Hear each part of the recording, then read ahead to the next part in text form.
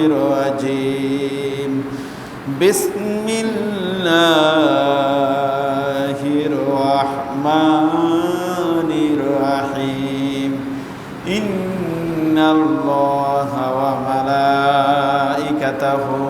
يصلون على النبي يا أيها الذين آمنوا صلوا عليه وسلموا تسليما اللهم صل على سيدنا مولانا محمد وعلى آل سيدنا مولانا محمد اللهم صل على سيدنا مولانا محمد وعلى آل سيدنا مولانا محمد بلغ العلا بكماله كشف الدجى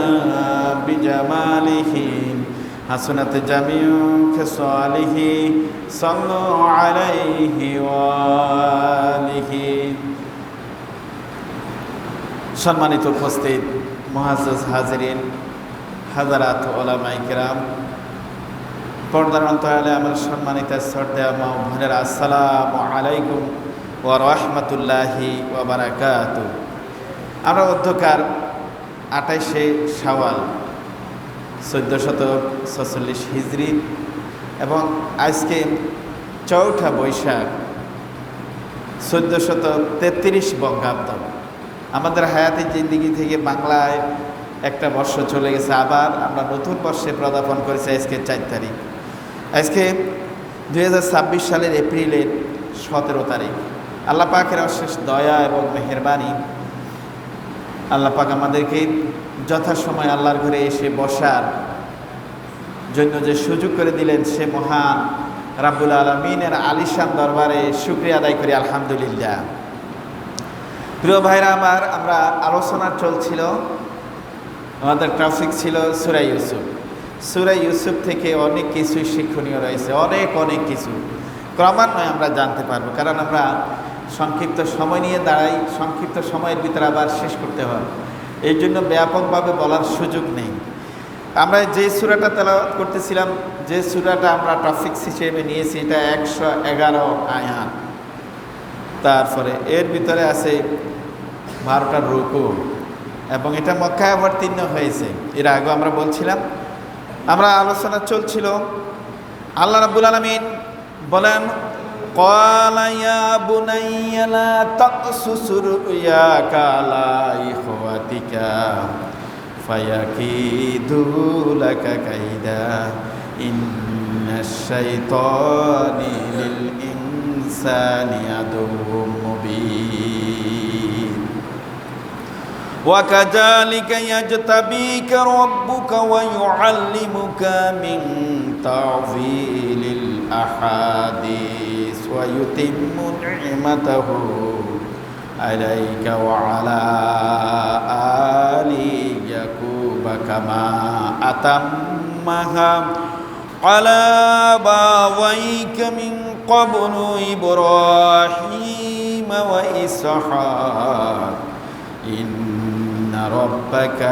আলীমুন হাকীম। আল্লাহ সুবহানাহু ওয়া তাআলা এখানে ইয়াকুব আলাইহিস ইসলাম সন্তানকে যে কথাটা বলছিলেন, সে কথাটা হুবহু তুলে ধরলেন।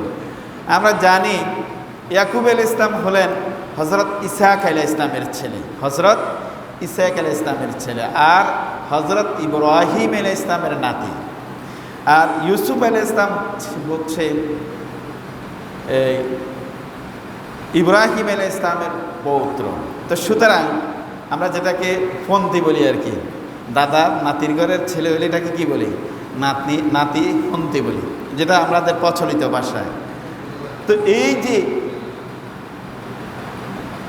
ইব্রাহিম আলাইহিস সালাম, আমাকে কিছু বললেন?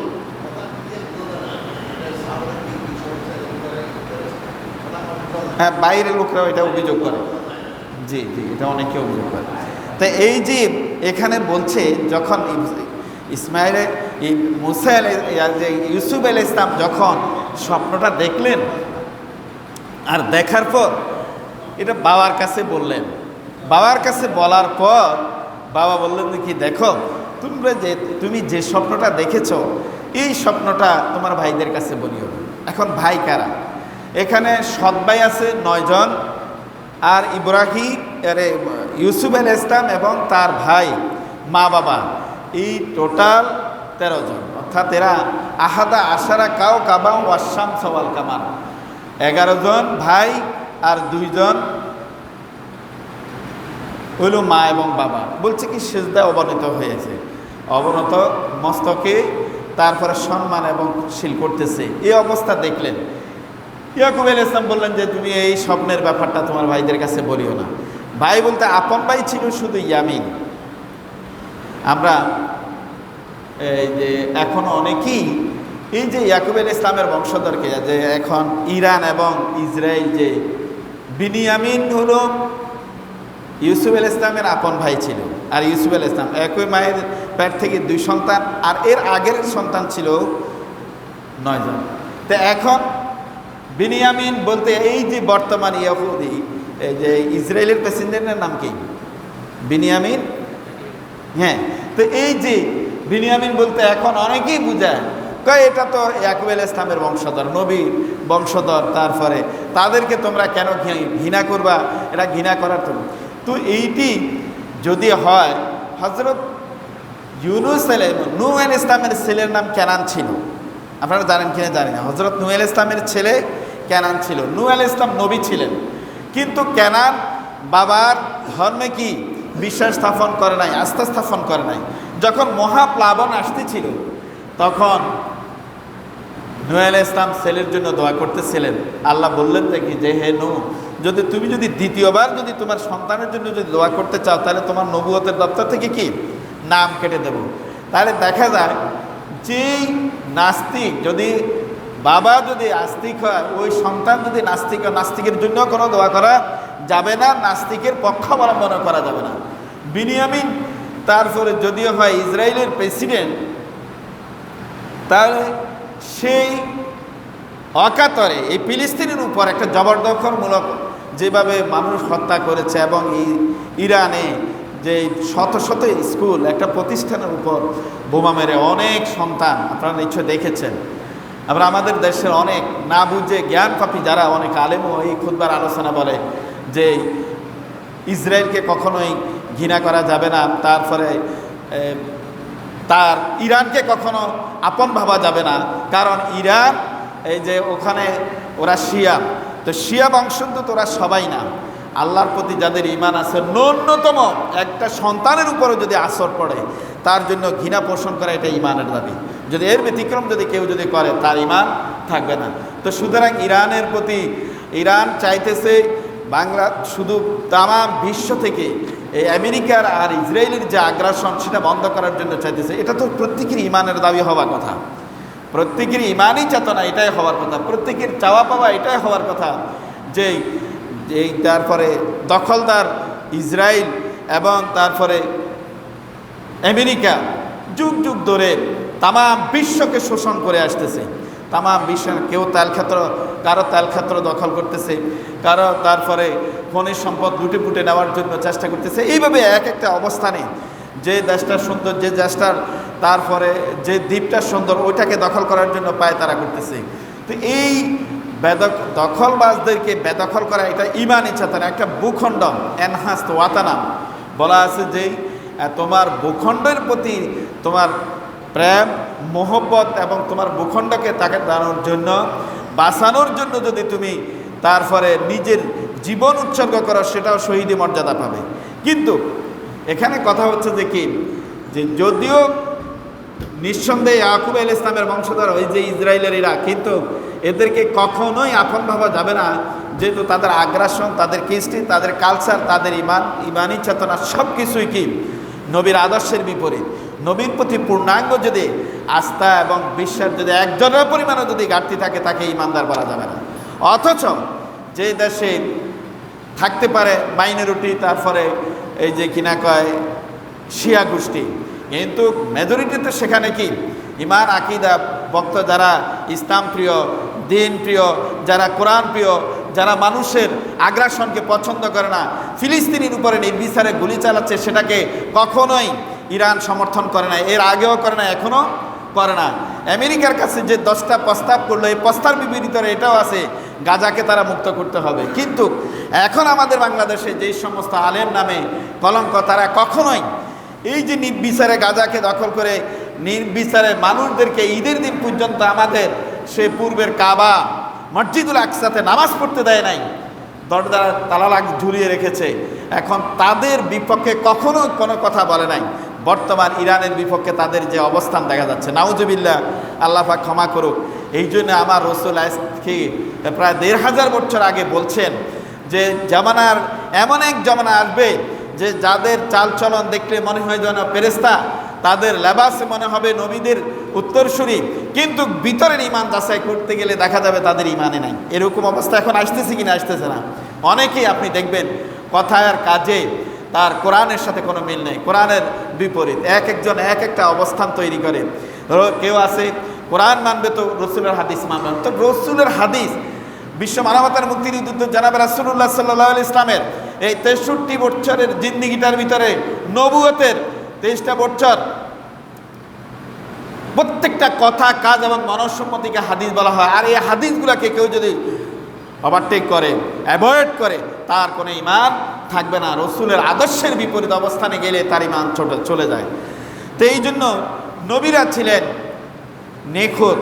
নবীরা কখনোই কোনো কথা, যেই কথাটা বলেন সেটাই বাস্তবে রূপ নেয়।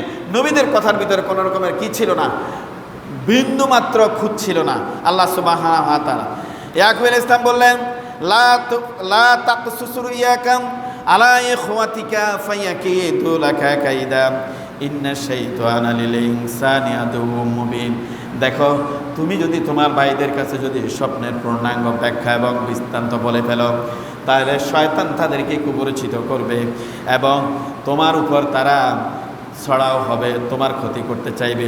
ওয়াকাযালিকা ইয়াজতাবিকা রাব্বুকা ওয়া ইউআল্লিমুকা মিন তা'ওয়িলিল আহাদিস ওয়া ইউতিম্মু নি'মাতাহু আলাইকা ওয়া আলা আলি ইয়াকুবা কামা তাম্মাহা আলা আবাওয়াইকা মিন ক্বাবলু ইব্রাহিম ওয়া ইসহাক।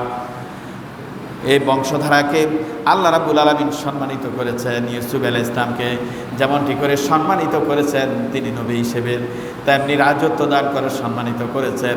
আবার ব্যাখ্যা এবং বিশ্লেষণ বোঝার জন্য সে সক্ষমতা আল্লাহ রাব্বুল আলামিন তাকে দিয়েছেন। চতুর্দিক থেকে তাকে সম্মানিত করেছেন, বলেন না সুবহানাল্লাহ। কিন্তু এই অবস্থা দেখার পর তারা কি করল? লাকাদ কানা ফি ইউসুফা ওয়া ইখওয়াতিহি আয়াতুল লিসাইলিন ইদ ক্বালু লা ইউসুফু ওয়া আখুহু আহাব্বু ইলা আবিনা মিন্না ওয়া নাহনু উসবা ইন্না আবানা লাফি দালালিম মুবিন। চক্রান্ত ছড়াই পড়ল। তারা এবার বলতেছে যে দেখো, বিনিয়ামিন এবং ইউসুফকে আমাদের পিতা যেইভাবে মহব্বত করে, স্নেহ করে, কিন্তু আমাদেরকে এরকম স্নেহ করে না। আচ্ছা বলুন, আপনার আমার মহব্বত এবং ভালোবাসা এটা অন্তর থেকে আসে, এটার কোনো কি কেউ জোর করে আদায় করতেই পারে না। আপনি আপনার সন্তানের আচরণের উপরই তো কি, তার উপর কি আসে? ভালোবাসা আসে, প্রেম প্রীতি মহব্বত আসে। মনে করেন আপনার 5টা ছেলে, তার মধ্যে 2টা ছেলে দেশের বাইরে থাকে, একটা ছেলে আছে দেশের বাইরে থেকে বারবার ফোন করে মা বাবার খোঁজ খবর নেয়, বাবা তুমি কি খেয়েছ, মা তুমি কি খেয়েছ আজকে, তারপরে রাত্রে ফোন করে জিজ্ঞেস করে যে বাবা এখনও কি খাওয়া নেই। আবার আরেকটা ছেলে আসে 3 মাসেও সে একবারও খোঁজ নেয় না মা বাবার, অথচ টাকা দেয়। কিন্তু মা বাবার সাথে যে যতটুকু সম্পর্কের কারণে, মানুষের যোগাযোগের কারণে সম্পর্ক বাড়ে না কমে? বাড়ে। প্রত্যেকটা ক্ষেত্রে আপনার আত্মীয় স্বজনদের বেলায়ও আপনি যদি তাদের খোঁজখবর নেন, যত বেশি আপনি খোঁজখবর নেবেন, ওই আত্মীয় আপনার বিয়োগে অথবা আপনার অ্যাবসেন্সে বারবার আপনার কথা বলবে, আপনার জন্য অনুশোচনা করবে। কেন বলবে? দেখে হারিয়ে প্রত্যেকটা ঈদে আমার এই ভাই বা আমার এই খালাতো ভাই বা আমার এই মামা বা আমার এই মামি আমাদের খোঁজ খবর নিত, আজকে মামি মারা গেছে, আল্লাহ তুমি কবরটাকে জান্নাতের মাকান তৈরি করে দাও, বলে না এরকম? অন্তরের অন্তরস্থল থেকে দোয়া আসে। তো ইয়াকুব আলাইহিস সালাম নবী ছিলেন, ইউসুফ আলাইহিস সালাম যেমন ছিলেন গঠন তেমন ছিলেন, মানে খুবই বিচক্ষণ, দেখতে, চলনে, বলনে, কৌশল সর্বদিক দিয়ে উত্তম ছিলেন। আর উত্তমদেরকেই আল্লাহ পাক নবী এবং রসুল করে পৃথিবীতে প্রেরণ করেন। তো এই যে যখন ইয়াকুব আলাইহিস সালাম দেখলেন, তো এই সন্তানের প্রতি তার মোহ তো এমনিতেই আসে না। একটু আগে আমি যেটা বলছি, তার আচরণেই, তার চলনে, তার কথায়, তার বাচনভঙ্গিতে তার প্রতি আন্তরিকতা আসে। কিন্তু তার ওই 9 ভাই এটা অপছন্দ করলেন, যে আমাদের পিতা কি করে সব সময় এই যে কিনা কয় ইউসুফকে আবার বিনিয়ামিনকে যেভাবে পছন্দ করে আমাদেরকে এরকম পছন্দ করেন না। তাই আবিনা মিন্না ওয়া নাহনু উসবা ইন্না আবানা লাফি দালালিম মুবিন।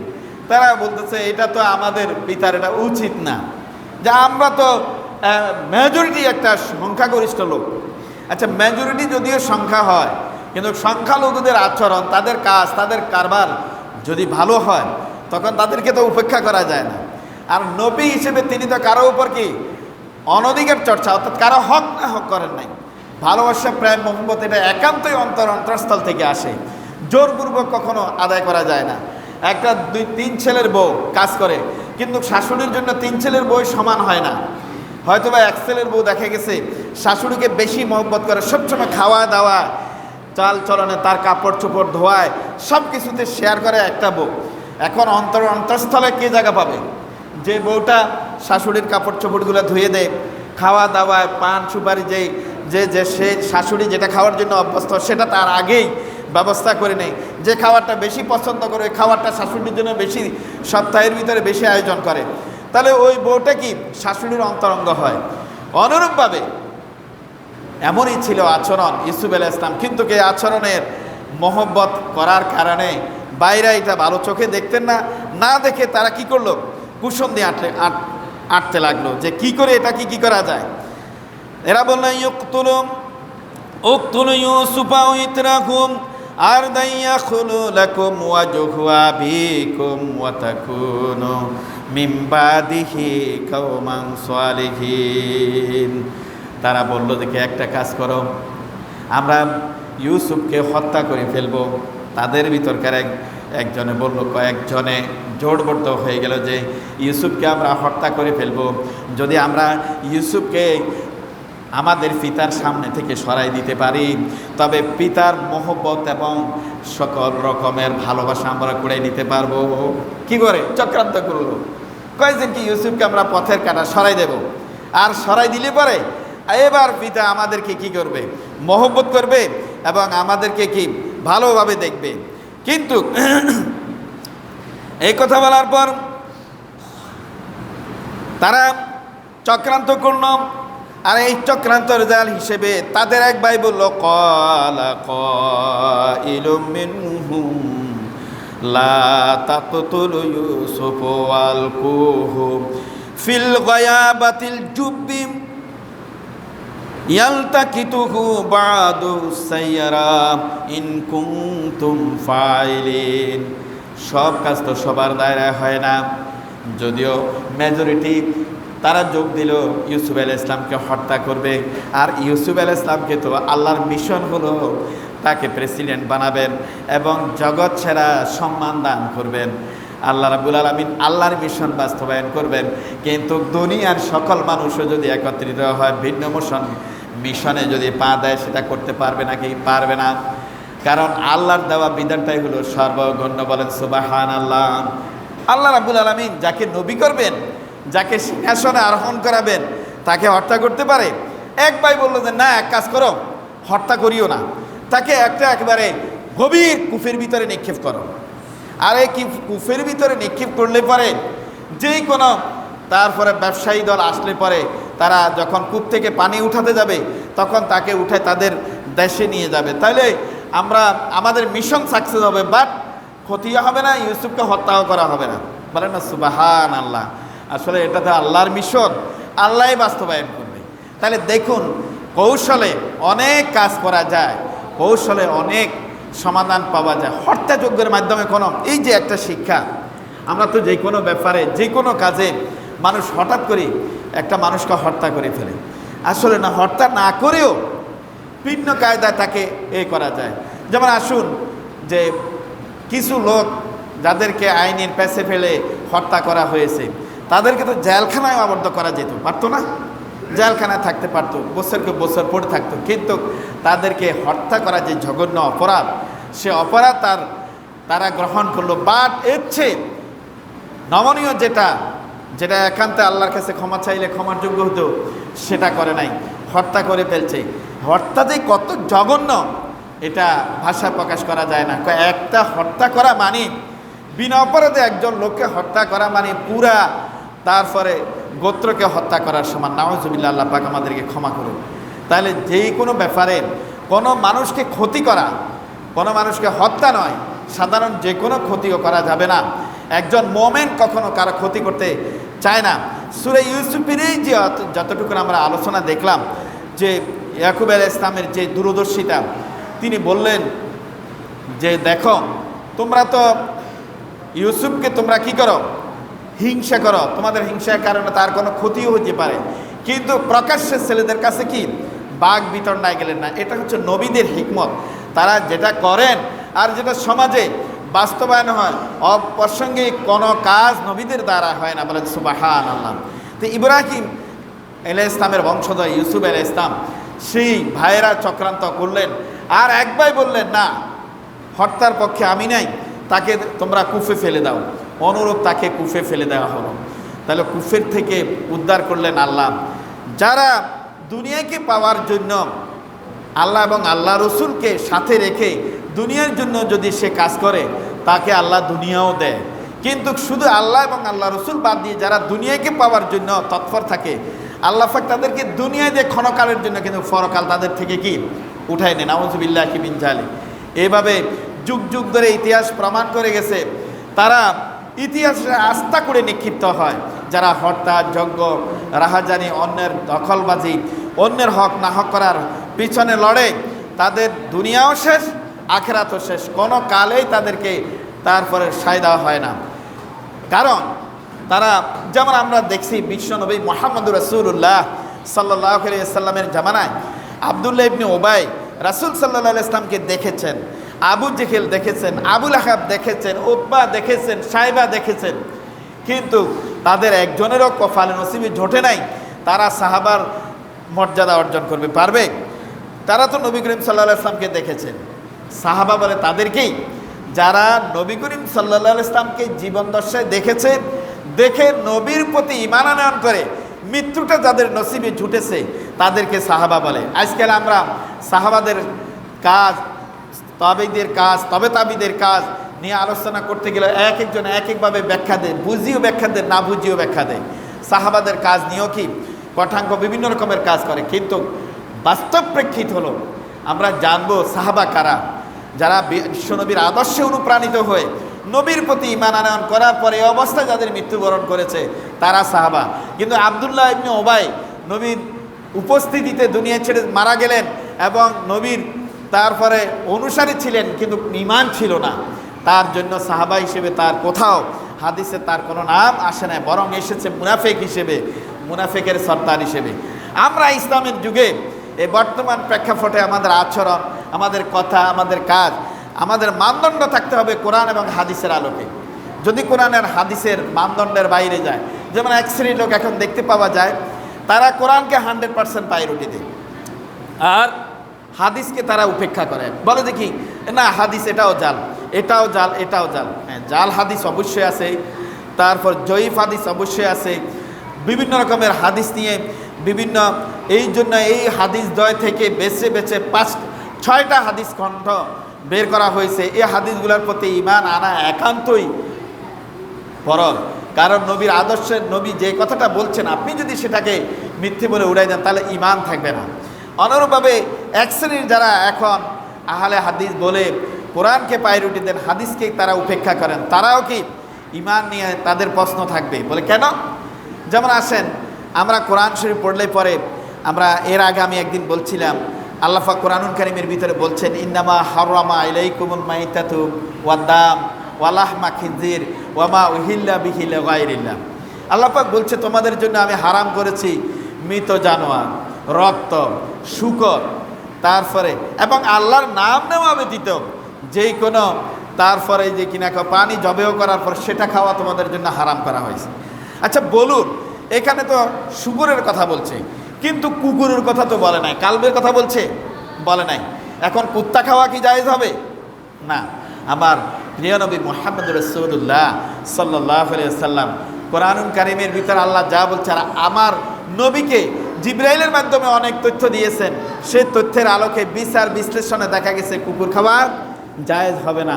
অনুরূপভাবে বনের শিয়াল খাওয়া জায়েজ হবে না, বাঘ খাওয়া জায়েজ হবে না, সিংহ খাওয়া জায়েজ হবে না, পাখিদের ভিতরে বাদুড় খাওয়া জায়েজ হবে না, কাক খাওয়া, এইভাবে অনেক পাখির আমার রাসূল নির্দেশনা দিয়েছেন।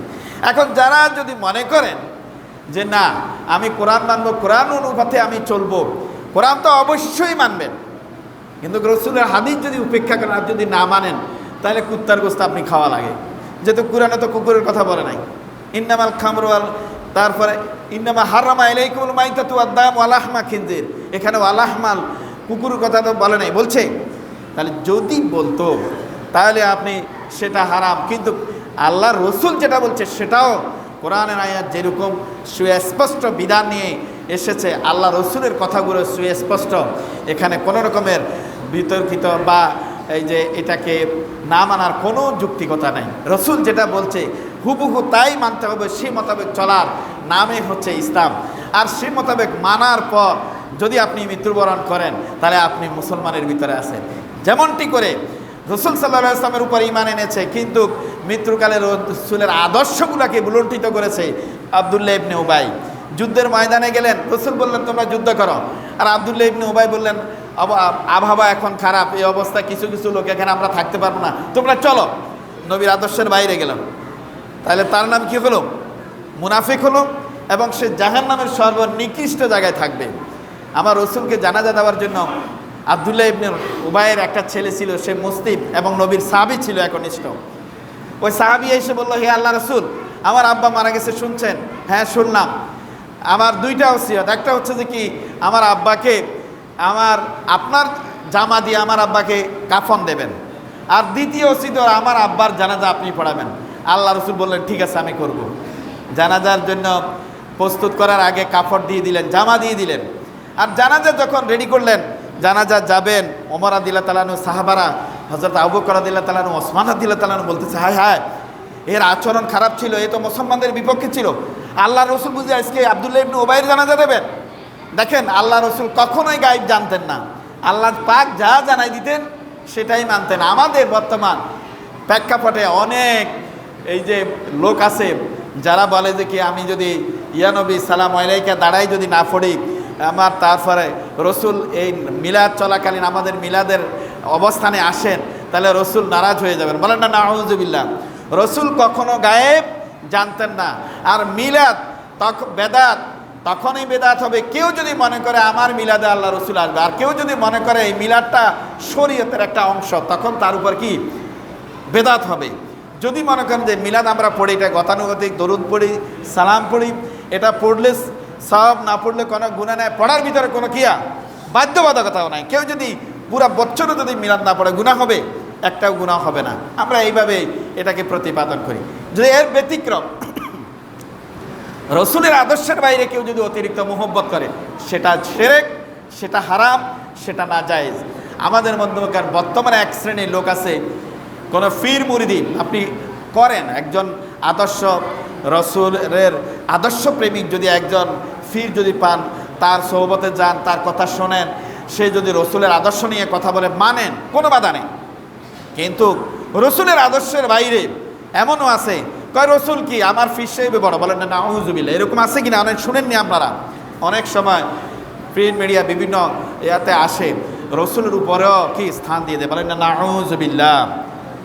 আল্লাহ রাব্বুল আলামিন তামাম জাহানের ভিতরে নবীদেরকে আদর্শ চরিত্র, আদর্শ অবস্থান দিয়ে দুনিয়াতে প্রেরণ করেছেন।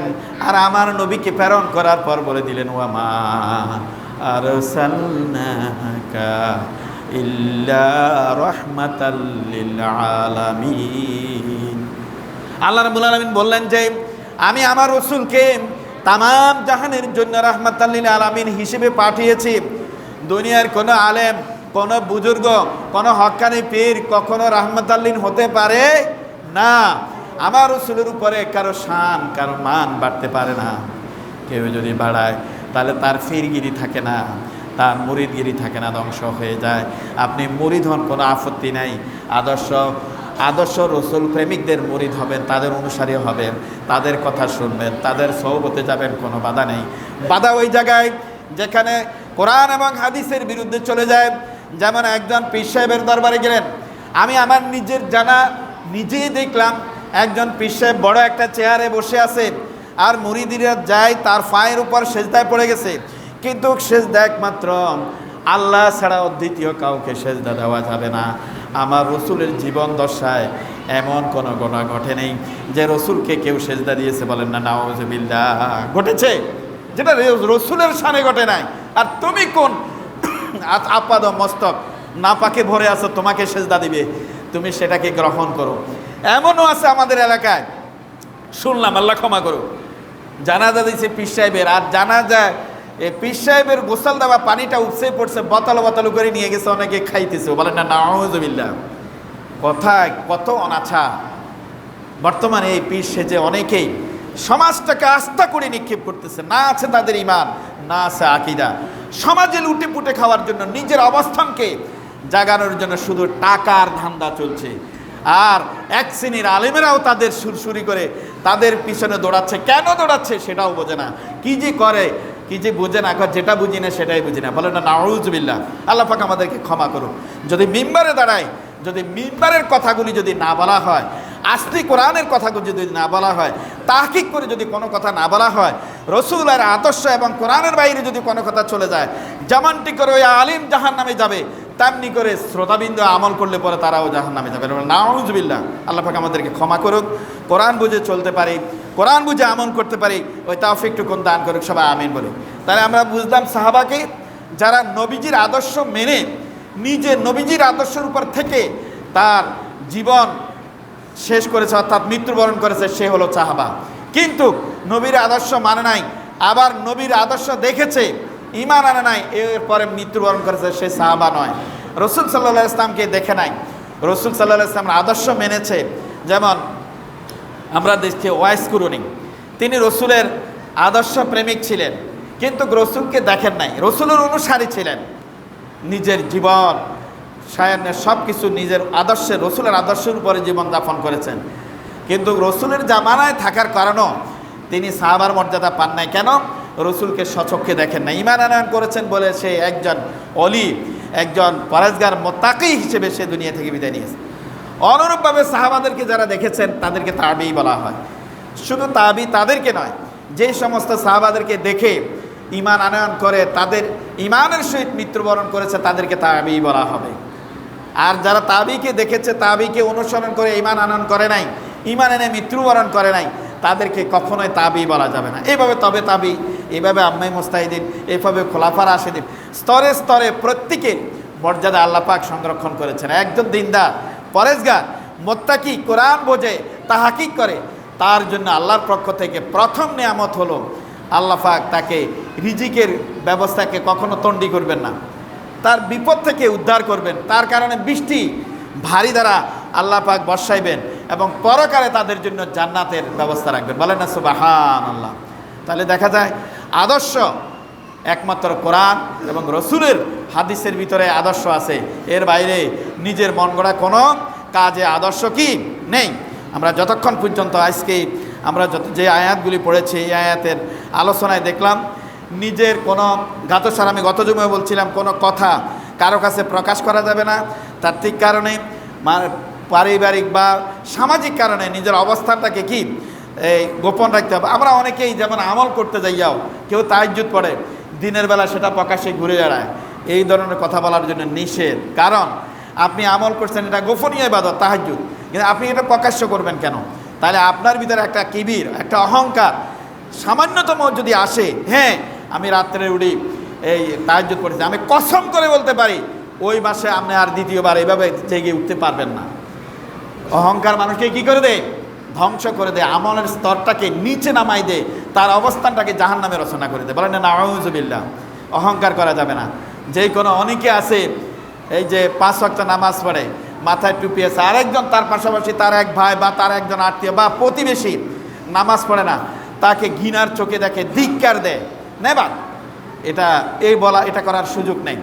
আপনি নামাজ পড়েন, আলহামদুলিল্লাহ পড়েন, মনে মনে আলহামদুলিল্লাহ, আল্লাহ তুমি আমার ভাইকে বা আমার স্বাস্থ্য ভাইকে, আমার প্রতিবেশীকে, সে ঘুমের ভিতরে আছে, আমাকে যে জায়গায় মসজিদ পর্যন্ত এনেছ, এই জন্য তোমার দরবারে শুকরিয়া। আর যে ভাইটা আসে নাই তাকে যাই বলবেন, ভাই দুনিয়াটা ক্ষণস্থায়ী, আজ আছি আমরা, কাল নাই, আমরা পরপারে যেতেই হবে, সুতরাং নামাজ কেন ছেড়ে দিয়েছো ভাই, নামাজ পড়ো। এই যে কোরবানির আলোচনা এসেছে, ইন্নামাল মুত্তাকিন, যারা মুত্তাকি তাদেরই কোরবানিগুলো আল্লাহ পাক কবুল করে।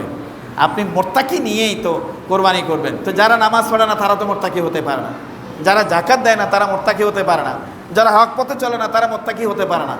বাজ বিচার করে চললে সমাজটা সুন্দর হয়ে যায়, বেনামাজিও নামাজে এসে যাবে, বেরোজগারিও রোজা করতে আসবে, সমাজটা একটা সুন্দর অবয়বে আবদ্ধ হয়ে যাবে। বলেন না সুবহানাল্লাহ। কৌশলের কারণে, কাউকে ঘৃণা নয়, একজন বেনামাজিকে ঘৃণা করার অধিকার আপনার নেই, তাকে বদদোয়া দেওয়ারও কোনো অধিকার নেই। আপনার উপর জুলুম করে তাকেও তো বদদোয়া দেওয়ার জন্য রসুলের নিষেধ আছে। আল্লাহ রসুল বলছে গোপনে এবং প্রকাশ্যে তার জন্য দোয়া করো। আল্লাহ সে বোঝে না বুঝে আমার উপর আঘাত করেছে, আল্লাহ তুমি তাকে বোঝার তৌফিক দান করো। আল্লাহ যদি এমনই আগ্রাসী হয় যে বারবার আমার উপর এই স্টিম রোলার চালাইতেই থাকবে, আল্লাহ তার কবল থেকে আমাকে রক্ষা করো। পরোক্ষভাবে তার বদদোয়া হইল, বদদোয়া হয় না। তো সুতরাং এই যে মোমেন্ট সবসময় কৌশলী হয়, মোমেন্ট সবসময় আল্লাহর রাখে থাকে, মোমেন্ট সবসময় রসুলের আদর্শ প্রেমিক হয়, মোমেন্ট কখনো রসুলের আদর্শ থেকে বেরিয়ে যায় না, এই জন্যই তাদের নাম মোমেন্ট। আল্লাহ পাক কোরআনুল কারীমের ভিতরে বলছেন ইয়া আইয়ুহাল্লাযিনা আমানু আমিনু বিল্লাহ। এই কথাটা বিশ্লেষণ করলে অনেক কথা এসে যায়। আল্লাহ পাক বললেন ও ঈমানদারেরা, আবার ঈমানদারদেরকে বলছেন আমিনু, ঈমান আনয়ন করে। এটা কেমন কথা বললেন? ঈমানদার বলে সম্বোধন করলেন। আমি যদি একজন ভাইকে বলি মুসলিম, তুমি মুসলমান হও, তখন সে বলবে কিরে আমার নামই মুসলিম, আমার বাবা মুসলিম, আমাকে মুসলিম বলে সম্বোধন করলো, আবার আমাকে মুসলিম হওয়ার জন্য আহ্বান করতে, এই কেমন কথা? দেখেন এটা আল্লাহর কথা, আমার কথা নয়। আল্লাহ পাক এখানে বলতেছে ইয়া আইয়ুহাল্লাযিনা আমানু, ও ঈমানদারেরা, ঈমান পোষণ করো ভালোভাবে। তুমি প্রকৃত ঈমান পোষণ করো, যে ঈমান মানুষের ক্ষতি করার অপর্যায়ে তোমাকে নেয় না, যে ঈমান তোমাকে তাকাব্বুরি এবং গর্ব করার অবস্থানে তোমাকে নেয় না, যে ঈমান তোমার বিবিকে বেপরদায় ছেড়ে দেয় না, যে ঈমান তোমার ছেলে এবং মেয়েদের ভিতরে বিভেদ তৈরি করে দেয় না, যে ঈমান তোমার আত্মীয় স্বজনের হক না হক করা থেকে তোমাকে বিরত করে না, এইভাবে করে প্রত্যেকটা জায়গায় তুমি খেয়াল করো ঈমান আনো, আর ঈমান আনন অনায়ন করার অবস্থানে তুমি থাকো, তবে তোমার জন্য আমার জান্নাত। বলেন না সুবহানাল্লাহ। আল্লাহ পাক আমাদের প্রত্যেককে বোঝার তৌফিক দান করুক, সবাই আমিন বলি। তাহলে আমরা আজকে জানলাম ইউসুফ আলাইহিস সালামের আপন ভাই আরেকজন ছিলেন, তার নাম ছিল কি? বিনিয়ামিন। তার একজন ছিল বিনিয়ামিন, আর 9 ভাই ছিল কি? সৎ ভাই, বাবা এবং মা। তো আল্লাহ পাক আমাদের প্রত্যেককে আগামী দিনগুলোতে আজকে আমরা গভীর কুফে ফেলা হয়েছি ইউসুফ আলাইহিস সালামকে, এতটুকু জানলাম। কোরআনের পরবর্তী আয়াতে আমরা জানবো কিভাবে সেখান থেকে উত্তোলন হলেন, সেখান থেকে উত্তোলন করে কোথায় নিলেন, কোন কারাগারে আবদ্ধ করলেন, সেখানে কার প্রেমে পড়লেন। আসলে কি প্রেম দুইজনে করলে প্রেম, না একজনে করলে প্রেম? আমরা হযরত ইউসুফ আলাইহিস সালামের এই যে ডাবিং গীত, এরা বিভিন্ন জায়গার এগুলা পাওয়া যায়। ইউসুফ জুলেখা, এটার সাথে বিন্দু মাত্র কোরআনের কোনো সম্পর্ক নেই। এটার প্রতি কেউ যদি আস্থা পোষণ করে ঈমান থাকবে না। কারণ নবীরা কখনো কি হয় না, আগ্রাসী হয় না, নবীরা কখনো প্রেম বাজারে যায় না। নবীদের প্রেম একমাত্র কার সাথে? আল্লাহর সাথে। বলেন না সুবহানাল্লাহ। পরবর্তীতে এটার ডিটেলস বলবো ইনশাআল্লাহ। আল্লাহ চাইতো আপনারা একটু সকাল করে আসলে আমিও সকাল করে উঠবো ইনশাআল্লাহ। আজকে আমার গাড়িতে লেট হয়ে গেছে, এই জন্য একটু পরে। তবে আপনারা যদি সকাল করে আসেন, ব্যাপকভাবে আমরা এই যে পরবর্তী জুমাগুলো, প্রত্যেকটা জুমায় আমরা বিষয়ভিত্তিক আলোচনা করবো এবং কি আপনাকে অনেক কিছু জানতে পারবেন যদি তো আপনারা আসেন ইনশাআল্লাহ সকাল করে। আল্লাহ পাক আমাদেরকে তৌফিক দান করুক। ওয়া মা আলাইনা ইল্লাল বালাগ।